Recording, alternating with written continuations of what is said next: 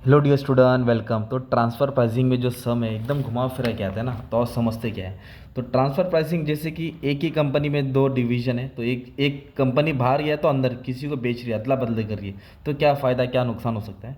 तो कंपनी का दो प्रॉफिट सेंटर है। एक प्रॉफिट ए है जो सेल कर रहा है हाफ ऑफ इट्स आउटपुट, आधा बेच रहा है ओपन मार्केट में, and transfer the other half to be, आधा ओपन मार्केट में बेच रहा है, अदर बी के बेच रहा है। कॉस्ट और रेवेन्यू दिया है, तो ये दिया है एक्सटर्नल सेल्स।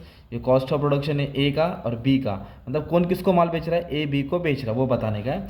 तभी इधर सबसे पहला फर्स्ट कंडीशन क्या है, we have to find transfer price at market value. क्या वर्ड है, मार्केट वैल्यू, बहुत इंपॉर्टेंट है और समझ के सॉल्व करते हैं। ओके, तो transfer at market price, if the transfer price is at market price, A would be happy to sell the output. A किसको माल बेचेगा, अपने ही डिवीजन बाई डिवीजन बी को, फॉर रुपीज़ 8,000। देखो ना इधर दिया है सेल्स कितना दिया है, 8,000।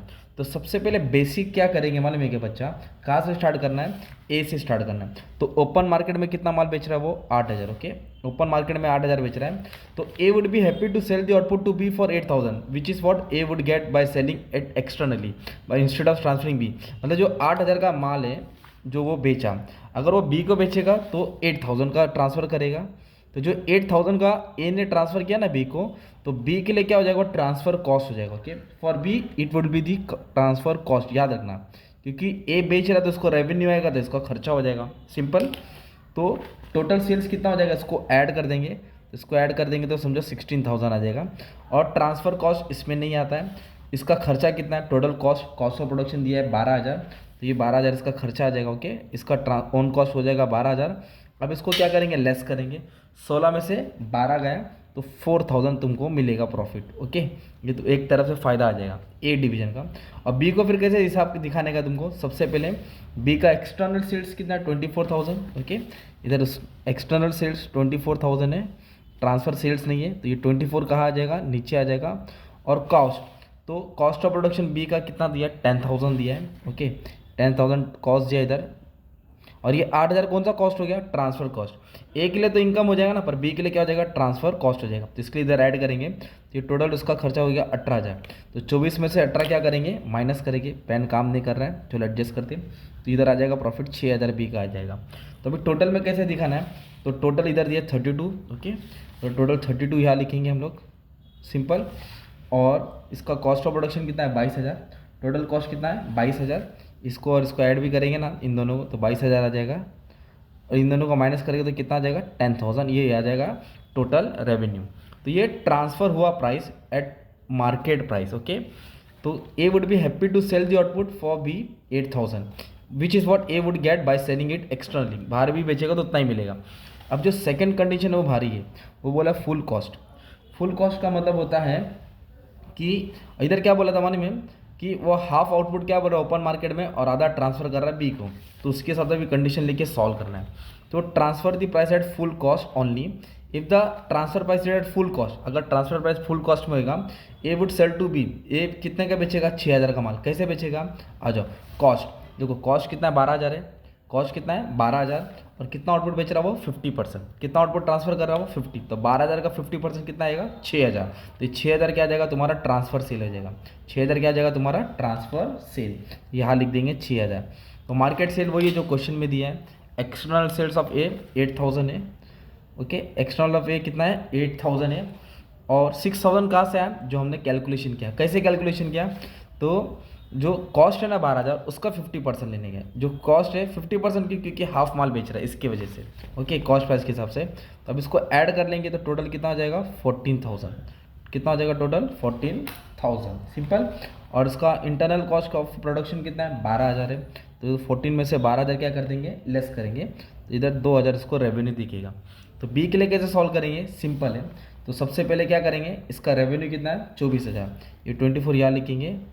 और ये ट्रांसफर सेल्स कितना है, ए के लिए 6,000, तो ए किसको माल बेच रहा है, बी को, तो बी के लिए 6,000 क्या हो जाएगा, इंटरनल कॉस्ट हो जाएगा, एक तरफ से ट्रांसफर कॉस्ट। तो कितना ट्रांसफर कॉस्ट हो जाएगा, ये 6,000 तुम्हारा ट्रांसफर कॉस्ट यहाँ लिखेंगे। और बी का ओन कॉस्ट कितना दिया है, 10,000, बी का कॉस्ट कितना है, 10,000। तो टोटल कॉस्ट कितना हो जाएगा, 16,000, कितना हो जाएगा, 16। अब 24 में से 16 क्या करेंगे, माइनस करेंगे, तो ये 8,000 आएगा। ये कैलकुलेशन कैसे है, सेम है, 32, 22, 10। ओके, तो मार्केट सेल कितना हो रहा है, 32 हो रहा है, और इन लोगों का खर्चा कितना रहा, 22, और इधर मेन आ जाएगा 10,000। सिंपल। तो ये क्या था, जब मार्केट में बेचेंगे तो सिंपल।